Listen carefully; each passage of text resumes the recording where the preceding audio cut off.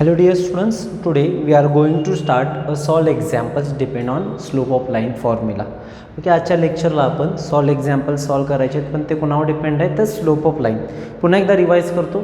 त्यामध्ये आपण जे काय पॉईंट्स पाहिलेले त्यामध्ये पहिला पॉईंट्स होता slope of line is equal to that is m is equal to y2 minus y1 upon x2 minus x1. हा पहिला पॉईंट पाहिलेला.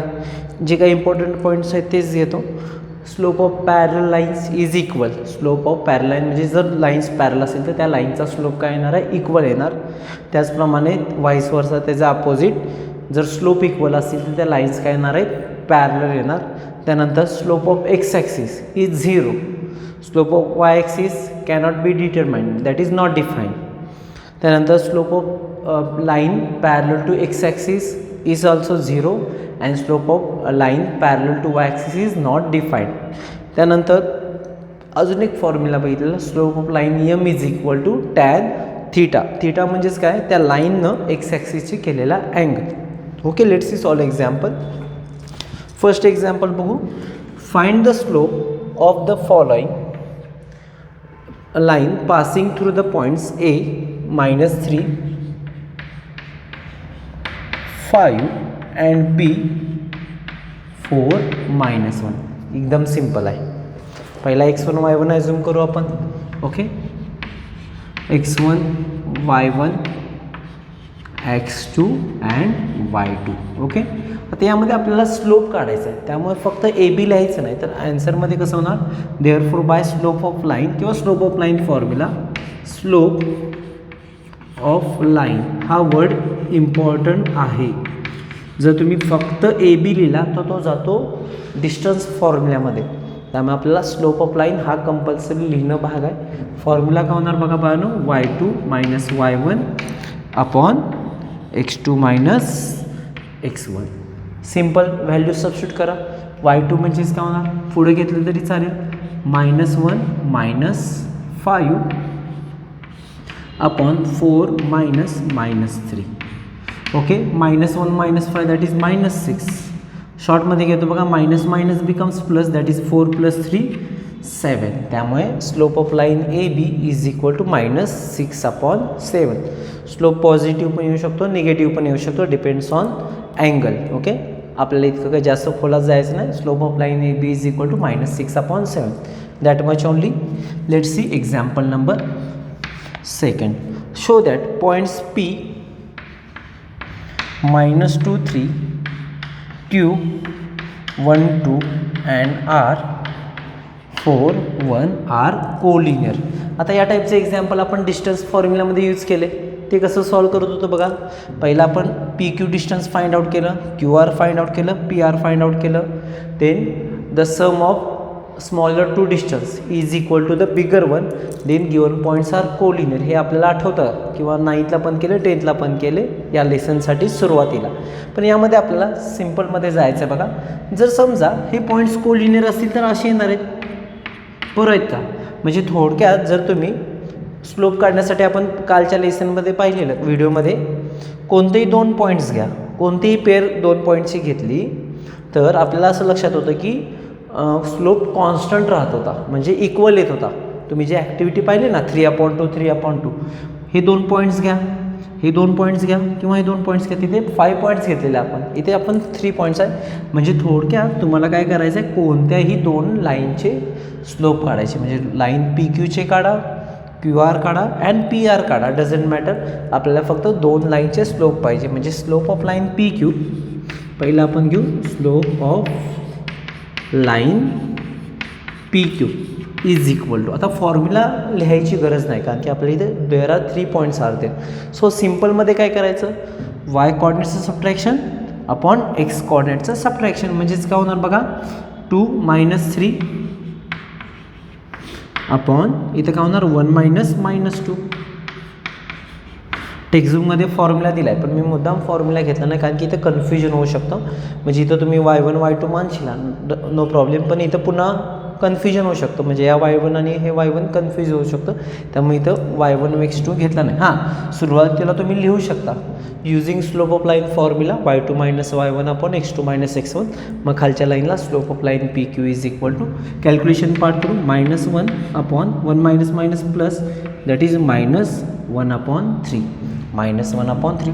आता क्यू आरचा काढून घेऊ, that is slope of line Q R is equal to same one y2 म्हणजे y कॉर्डिनेटचं subtraction that is 1 minus 2 upon 4 minus 1 किंवा 2 मायनस 1 अपॉन 1 मायनस 4 घेतलं तरी चालेल, that is 1 minus 2 that is -1 upon 3. आता असं लक्षात येईल तुम्हाला की या दोन लाईनचा जो काय स्लोप आहे तो इक्वल आला आहे. आता तुम्ही म्हणणार की तुम्ही जर सांगितलं स्लोप जर इक्वल असेल तर लाईन पॅरलल ना, नो ओके तो प्रॉब्लेम नाही.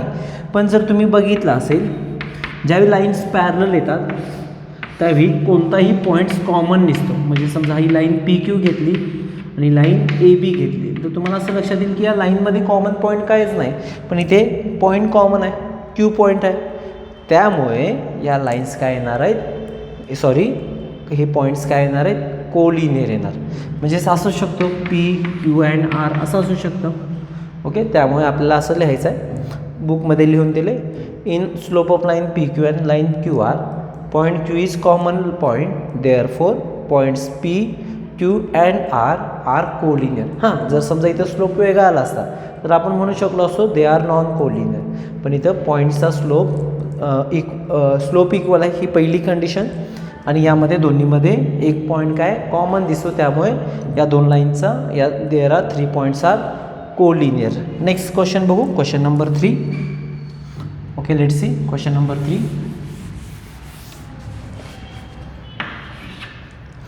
If the slope of line joining P and Q, P, K, 0 and Q -3 -2 is 2 upon 7, म्हणजे आपल्याला इथं स्लोप दिला आहे आणि आपल्याला फाइंड आउट काय करायचं आहे, पॉईंट केची व्हॅल्यू फाइंड आउट करायची आहे. थोडक्यात जर आपण नेहमीप्रमाणे काय केलं, x1 y1 x2 y2.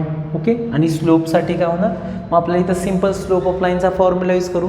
Slope of line P Q, slope of line P Q is equal to y2 minus y1 upon x2 minus x1. पण स्लोप ऑफ लाईन पी क्यूची व्हॅल्यू तुम्हाला दिली that is 2 upon 7. Therefore 2 upon 7 is equal to y2ची value किती दिसते बघा, -2 minus 0 upon x2ची value -3 minus K. पुढे काय करावं लागेल, क्रॉस मल्टिप्लिकेशन करू. दॅट इज काय होणार बघा, 2 multiply by -3 minus K is equal to 7 multiply by -2. Okay, because -2 minus 0 that is -2. Bracket solve करा, that is 2 multiply by 3 that is -6 -2k is equal to -14. मग काय करू आपण, हे -2k तिकडेच घेऊ आणि -14 इकडे घेऊ, that is -6 plus 14 that is equal to 2k. काय केलं बघा, -2k goes here so left to right, that's why it is positive. -14 comes right to left, that's why it is becomes positive. काय होतं बघा, 8 is equal to 2k and simple one k is equal to comes 4. Value of k is equal to 4 झालं answer आपलं. Okay, clear आहे. Next question आपल्याला बघू, solve एक्झाम्पलमधला question number 4.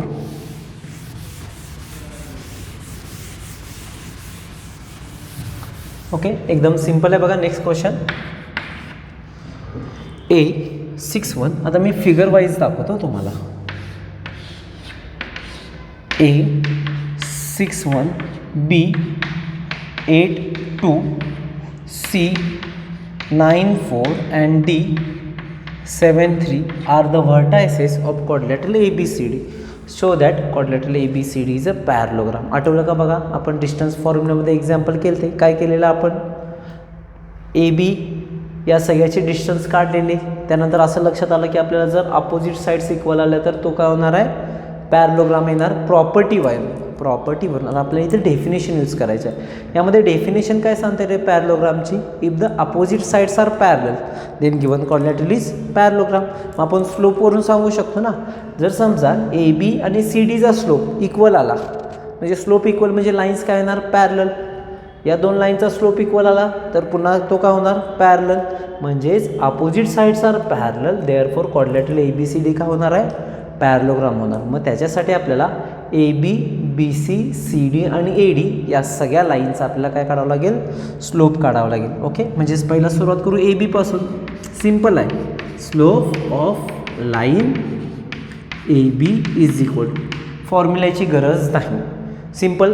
पहिला y कॉर्डिनेटचं सबट्रॅक्शन, y कॉर्डिनेटचं सबट्रॅक्शन म्हणजेच 2 - 1 upon 8 - 6 that is equal to 1/2. Okay, this is your equation number 1. पुन्हा कंटिन्यू BC काढू. Slope of line BC is equal to y coordinate subtraction that is 4 - 2 upon 9 - 8 that is equal to 2/1. This one is your equation number 2. आता कोणती line येणार CD. Slope of line CD is equal to काय होणार बानो 4 - 3 upon 9 - 7 that is equal to 1/2. And finally slope of line AD is equal to काय होणार बानो 3 - 1 upon 7 - 6 that is equal to 2/1. आता असं लक्षात येईल इक्वेशन 1 आणि इक्वेशन 3 वरून स्लोप ऑफ लाईन AB आणि slope of line CD equal, म्हणजेच त्या दोन लाईन पॅरलल झाल्या. ॲज वेल ॲज BC आणि ADचा स्लोप इक्वल दिसतो, त्यामुळे या दोन लाईन पण काय येणार पॅरलल ना. म्हणजेच आपल्याला पुढचं कन्क्लुजन कसं लिहायचं आहे बघा. From equation 1 and 3 slope of line AB is equal to slope of line CD, therefore line AB parallel line CD. Next from equation 2 and 4 slope of line BC is equal to slope of line AD, therefore line BC parallel line AD, therefore in quadrilateral ABCD opposite sides are parallel to each other, therefore quadrilateral ABCD is a parallelogram. एकदम simple आहे का नाही बघा. Okay, अशा पद्धतीने आपण जे काय सॉल्व एक्झाम्पल्स आहेत ते कंप्लीट केले. त्यामध्ये तुम्हाला होमवर्कसाठी भरपूर एक्झाम्पल येऊ शकतात, ते तुम्ही करू शकता. ओके, जर तुम्हाला ॲडव्हान्समध्ये करायचं असेल तर क्वेश्चन नंबर 2 करू शकता, क्वेश्चन नंबर 3 करू शकता. ओके, तरी पण आपल्याला जर पाहिजे असेल तर त्यातील आपण 1-2 एक्झाम्पल रिपीट करू, काही प्रॉब्लेम नाही. सो आजच्या लेक्चरमध्ये आपण just give me 1 minute. Okay, I will check the. Okay, यामध्ये आपण काय करू आता, थोडंसं अजून टाईम आहे आपल्याकडे, तो आपण प्रॅक्टिस सेट सुरुवात करू. Okay, let's C practice set.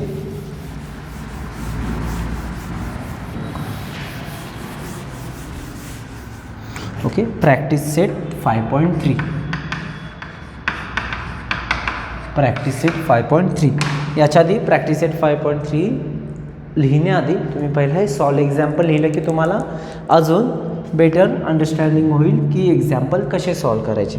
त्यामध्ये angles made by the line with the positive direction of x axis are given, find the slope of this lines. त्यामधला फर्स्ट वन आहे 45 डिग्री. ओके, मग ॲन्सरची सुरुवात कशी करणार, let theta is equal to 45 degree. Okay, therefore slope of line okay is equal to काय होणार tan theta that is equal to, पुढेच लिहिलं तरी चालेल, टॅन 45 डिग्री आणि ॲन्सर किती होणार आहे 1. आता हे ॲन्सर कुठून आलं, हे आपण लास्ट इयर पण लर्न केले, बरोबर आहे का. लास्ट इयर म्हणजे लास्ट इयर आपण 9th टिग्नॉमेट्रीमध्ये यूज केले. पुन्हा याच्यानंतरचा जो लेसन आहे त्यामध्ये आपण आपल्याला यूज करायचा आहे. मग सेकंड वन काय बघा, टॅन 60 ओके 60 डिग्री. मग ॲन्सरची सुरुवात पण तीच येणार, that is let theta is equal to 60 degree, therefore slope of line is equal, लाईनचं नेम दिले का आपल्याला नाही, त्यामुळे स्लोप ऑफ लाईन फक्त इनफ आहे, that is equal to again tan theta that is equal to tan 60 degree. Okay, that is equal to maybe not sure 1/√3 येतं, I will check only confirm it, that is tan 60 is equal to √3 only, sorry not 1/√3. Okay, आणि त्यानंतरचा question काय बघा बाळांनो, tan okay 90 degree.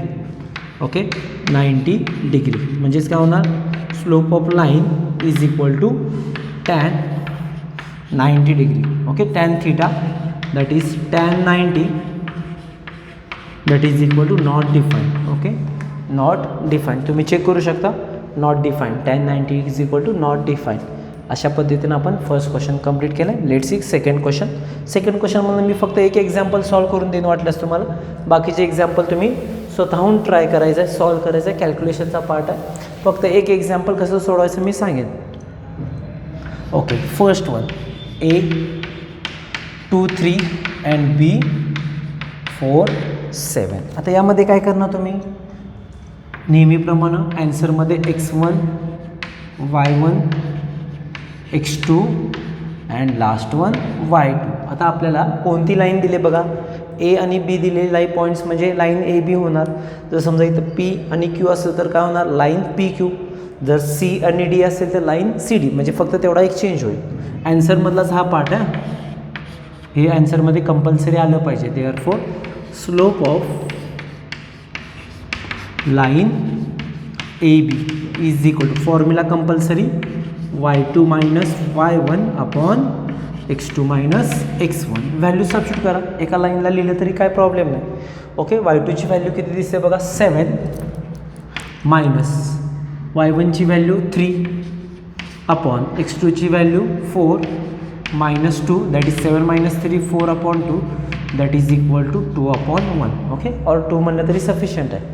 2 upon 1. अशा पद्धतीनं आपल्याला बाकीचे एक्झाम्पल पण सॉल्व करायचं आहे. काय रे बाळांनो, फक्त सबट्रॅक्शन करून डिव्हिजन तर करायचं आहे. ओके, करू शकताय ना तुम्ही, होप सो करू शकता तुम्ही. यामध्ये जर तुम्हाला करून द्यायचं झालं मग ते डिफिकल्ट कोणतंच एक्झाम्पल नाही. फक्त तुम्हाला साईन कंपल्सरी व्यवस्थित घेतलं पाहिजे. हा मायनस म्हणजे हा फॉर्म्युल्यामधला मायनस आहे. जर y1 मायनस असेल तर तो ब्रॅकेटमध्ये घ्यावा लागेल. ओके, फॉर एक्झाम्पल समजा इथं y1 मायनस 3 असतं तर इथं मी काय केलं असतं, ब्रॅकेट घालून -3 केलं असतं. ते फक्त केअरफुली तुम्ही करायचं आहे. नेक्स्ट क्वेश्चन बघू, क्वेश्चन नंबर 3. ओके, जो क्वेश्चन नंबर 3 आहे आपल्याला प्रॅक्टिस सेटमधला तो बघू. क्वेश्चन नंबर 3 हा पण या टाईपचा एक्झाम्पल आपण सॉल्व एक्झाम्पलमध्ये आता जस्ट पाहिलं, त्यातील मी एकच करून देणार परत same as it is. Okay, first one घेऊ A -1 B 0 1 and C 1 3. Okay, आता यामध्ये काय करायचं आहे बाळांनो, आपल्याला कोलिनियर शो करायचे. मग त्यामध्ये काय करायचं, ए बी इथं 3 लाईन फॉर्म होऊ शकतात, ए बी बी सी आणि ए सी.